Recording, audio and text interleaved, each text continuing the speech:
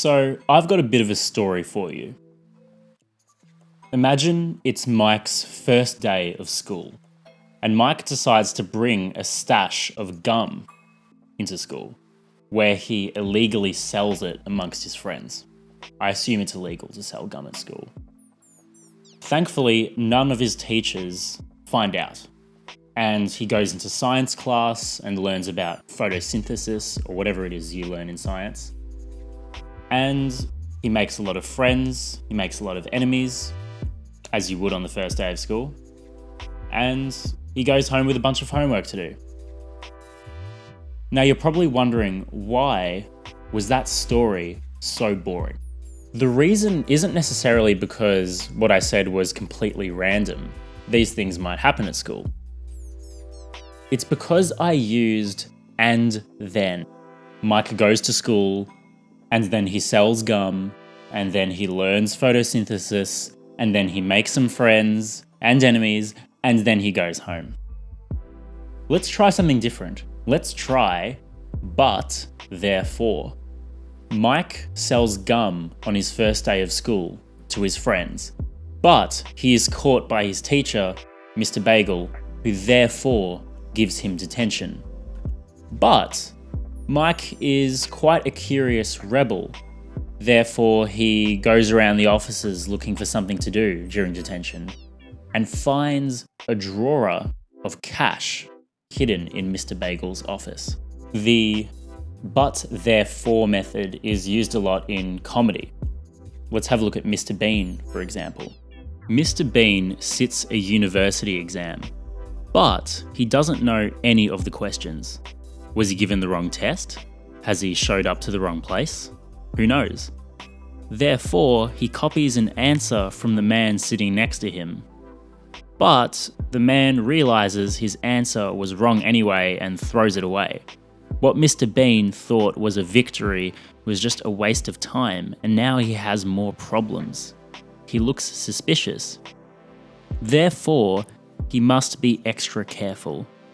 But every attempt to cheat is now way too obvious and difficult, giving him no chance of winning, digging himself a deeper and deeper hole. Just as Mr. Bean has given up, the exam coordinator speaks. With those who answer the green calculus papers, please put them in the green box. And those who answer the white trigonometry papers, please put them in the white box. Mr. Bean learns that only if he had been a bit more thoughtful at the beginning, he would have found the right exam paper with the correct questions in the envelope, rather than wasting all of his time trying to cheat. Every time Mr. Bean has a problem, he tries to fix it and then makes it worse. This is called spiral down. Remember, we can't just rely on but therefore. We need a character first, right?